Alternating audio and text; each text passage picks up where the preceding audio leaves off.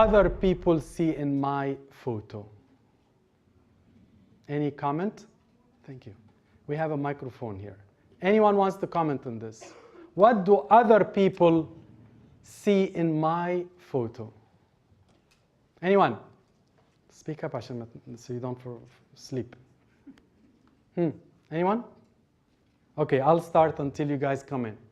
They may see I am a Sunday girl, but I'm not a Tuesday girl. What do I mean by that? Anyone understood? I'm a Sunday girl, but I'm not Tuesday girl. This is a riddle now. It's very true today that people are Saturday and Sunday have a face, and from Monday till Thursday, because some people go to church on Friday evening, from Monday to Thursday have a different face. And God is, sorry to say, I don't mean to be heretic here, but he's confused. Who are you? Which face is this? Which photo you are showing me? Which profile you are depicting now? Are you the Sunday girl or the Tuesday boy? Who are you? Another person. Another photo, get away from me. As we said before, if I exist, God should not exist in my life. His presence is annoying me. I feel better so I can do the things I can do in the darkness because his presence is light and his light uncovers my dirt, and I would rather push him away. And he is so delicate, and he will say, it's up to you. I'll leave the room. How do I walk? How do I dress? How do I pose myself? That's a profile. What other people see in my photo? Like if I ask some of you, again, you can answer or you don't want to answer, what is the actual photo you have today as your profile photo on your Facebook? Not Facebook, Facebook. If God sent you an invite, would you change the Facebook profile? Can anyone tell me what he thinks? If God today asked you to be invited into your Facebook group, would you go ahead and say, one second, I'll answer, and all of a sudden you change the picture of maybe not well dressed or not standing right or I know what, and all of a sudden you send him an invite after? Or you actually have no problem, oh, I invite him right away. He can see everything. There is nothing in my photo. I know today, and I'm not sure if you're aware, but when we hire new doctors or new employees, sometimes we ask human resources to go back and look at their Facebook. That's how serious it's becoming. This social media can put you in trouble. Because the way you put yourself as an avid drinker, for example, and you are not, but you just want to show off, can reflect something in your work, and you may be declined the job. Nobody will tell you. But you say, this is not a dependable guy. The guy changing every day something in him. One time he puts his hair up, one time his hair down. What do you know without hair? I don't know. But the point is, are you the same everywhere? How do you walk? How do you dress? How do you pose to people? How do people perceive you? Do you make an impression that should be tagged? Do you make an impression on people that say, I want to tag him? The way he took care of a little garbage in the floor, he took it, nobody told him, put it in the thing, and you tagged this picture. He said, I like this man. He didn't want the garbage guy to bend his back, who was hurting, and this young boy took care of it.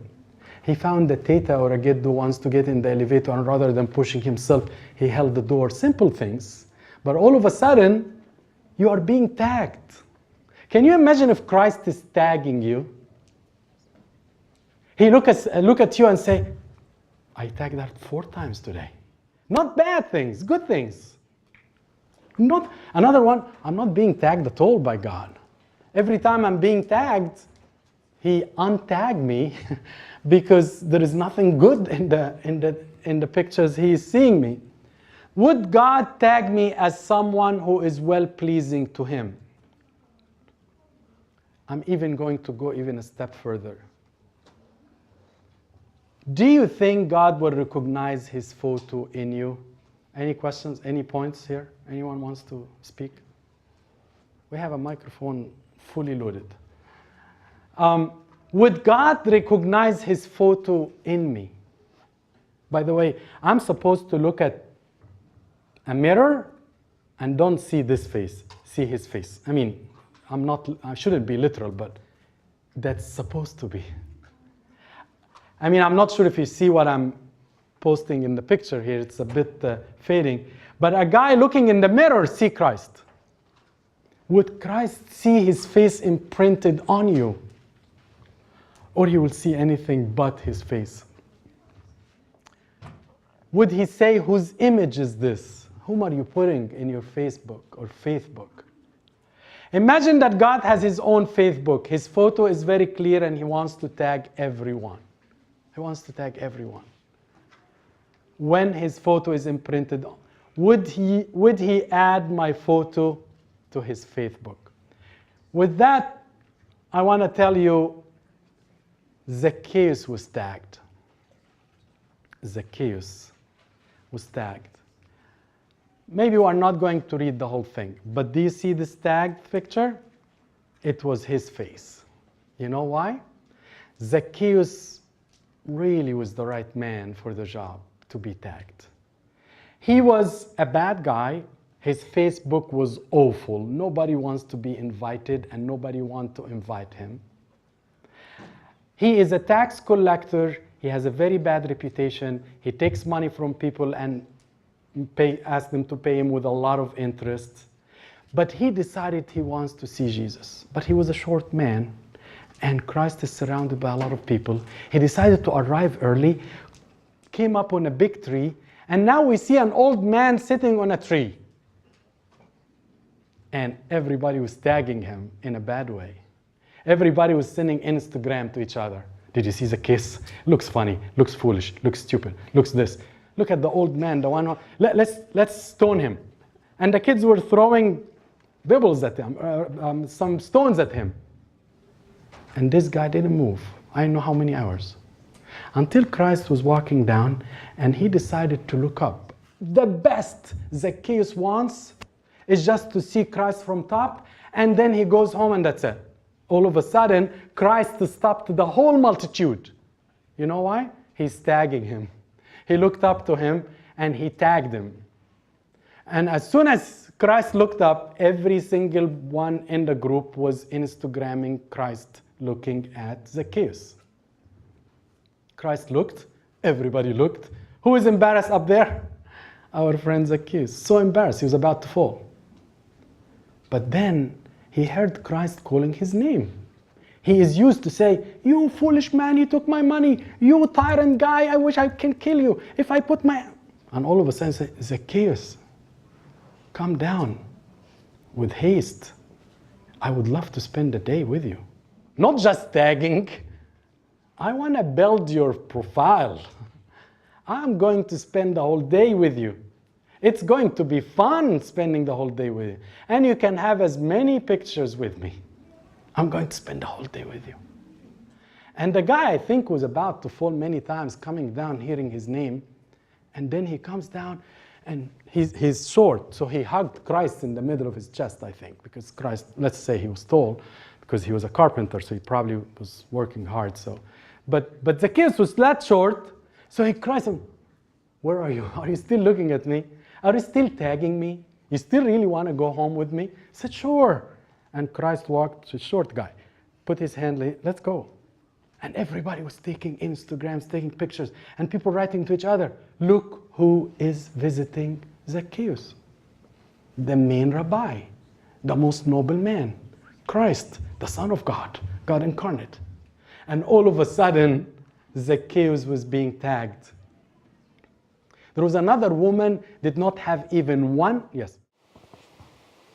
Why was Zacchaeus tagged? I think the only thing, I'm not sure, but the only thing was just his desire to be determined to see Christ. Is this enough for us? Absolutely. I mean, I can. So look at this.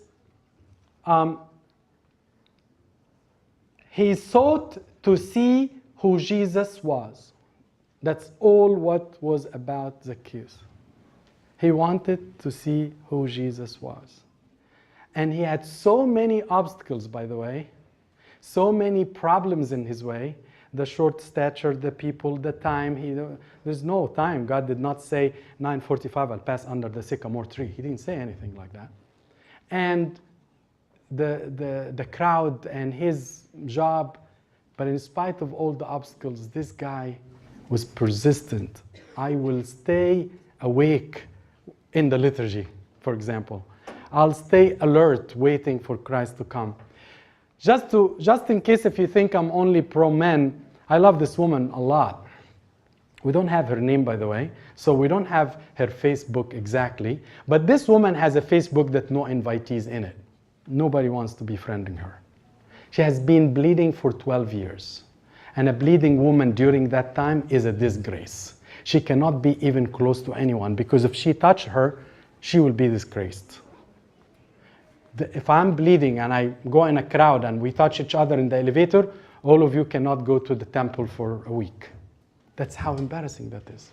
She's anemic, she's weak, she's fatigued, she's embarrassed, and all of a sudden, she's being tagged.